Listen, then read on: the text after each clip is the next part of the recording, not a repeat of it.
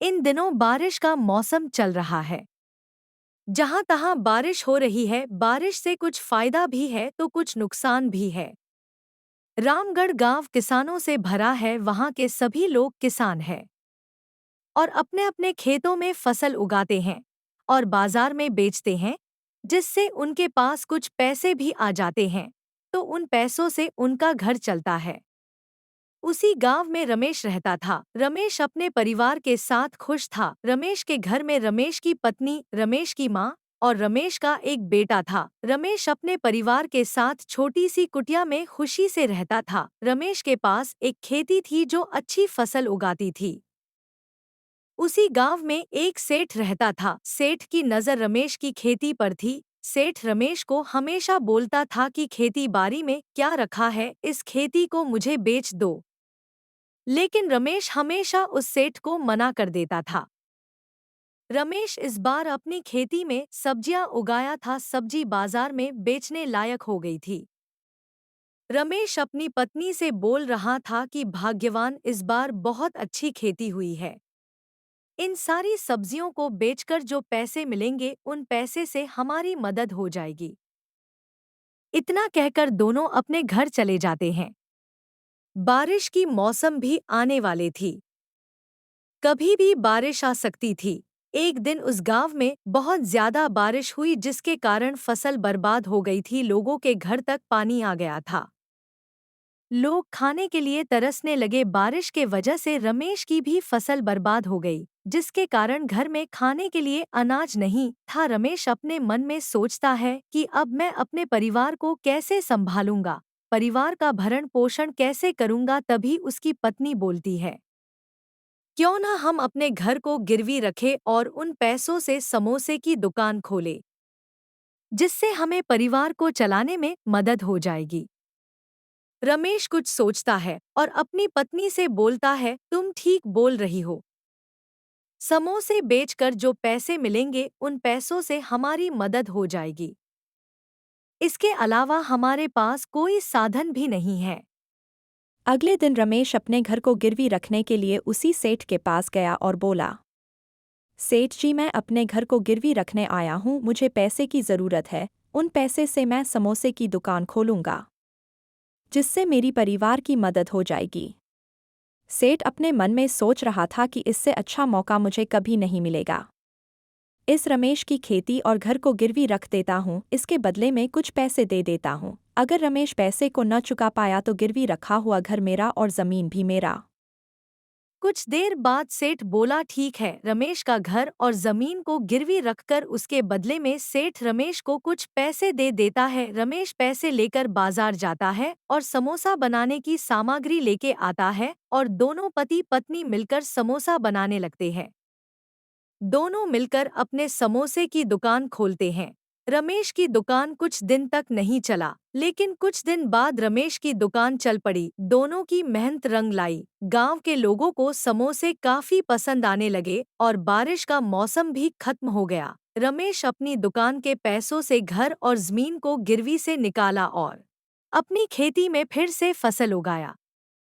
सेठ रमेश की दुकान को देखकर जलने लगा। सेठ सोचने लगा कि मुझसे ही पैसे लेकर रमेश अमीर बन गया। अगर इसकी दुकान ऐसे ही चलता रहा तो रमेश मुझसे भी ज्यादा अमीर बन जाएगा। मुझे ही कुछ सोचना पड़ेगा ताकि इसकी दुकान बंद हो जाए और रमेश पहले जैसा गरीब बन जाए। सेठ एक दिन अपने साथ एक मरा हुआ तिलचट्टा लेकर पैकेट में रख लिया और रमेश की दुकान पर चला गया और रमेश से बोला, भाई मुझे भी समोसा खिला दो। मैंने तुम्हारे समोसे के बारे में पूरे गांव वालों से तारीफ सुना है, एक तो मुझे भी खिला दो, मैं भी तो देखूं तुम कितना अच्छा समोसा बनाते हो। रमेश बोला, ठीक है सेठ जी। रमेश जल्दी से समोसे को तेल में तलकर सेठ को दे दिया। सेठ को समोसा बहुत अच्छा लगा, लेकिन सेठ समोसे का तारीफ करने नहीं बल्कि उसका दुकान बंद करवाने के लिए गया था। सेठ चारों तरफ देखता कोई नहीं है, तभी जल्दी से मरा हुआ तिलचट्टा निकालकर समोसे में डाल देता है और सेठ जोर जोर से चिल्लाने लगता है। तभी गांव के सभी लोग इकट्ठा हो जाते हैं। सेठ सभी लोगों को समोसे में मरा हुआ तिलचट्टा दिखाने लगता है।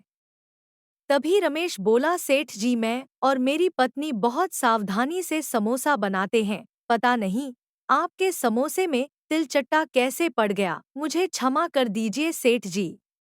लेकिन सेठ नहीं माना। गांव के सभी लोगों को रमेश के दुकान पर जाने से मना कर दिया। रमेश की दुकान पर लोगों का भीड़ बंद हो गया और कुछ दिन बाद रमेश का समोसे का दुकान बंद हो गया। रमेश घर में अकेले बैठकर सोच रहा था कि ना जाने हमारे दुकान को किसकी नजर लग गई।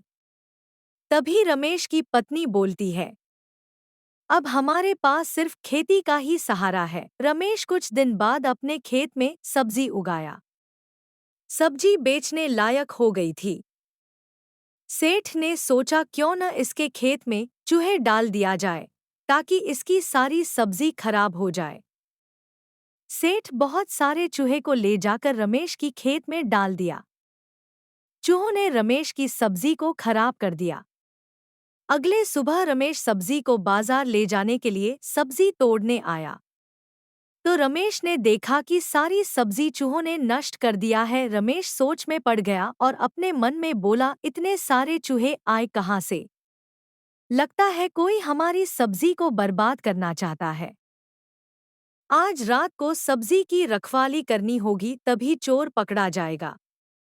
रमेश रात होने का इंतजार करने लगा और जैसे ही रात हुआ, रमेश और रमेश की पत्नी अपने खेत की रखवाली करने खेत में चले गए। सेठ धीरे धीरे आया और जैसे ही चूहों को खेत में डालने लगा, वैसे ही रमेश ने सेठ को पकड़ लिया और जोर जोर से चिल्लाने लगा। गांव के सभी लोग इकट्ठा हो गए। तभी रमेश बोला, सेठ जी, आप मेरे खेती को बर्बाद क्यों करना चाहते हैं?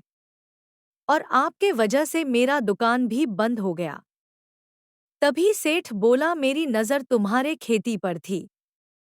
तुम्हारे खेती को बर्बाद करके हड़पना चाहता था और तुम्हारा दुकान बंद करवाने में मेरा ही हाथ था। सेठ रमेश से बोला, अब तुम मुझे क्षमा कर दो। रमेश बोला, नहीं सेठ जी। गांव के सभी लोग पुलिस बुलाकर सेठ को जेल में डलवा दिया। कुछ दिन बाद रमेश और रमेश की पत्नी समोसे का दुकान खोले और खुशी से साथ में रहने लगे।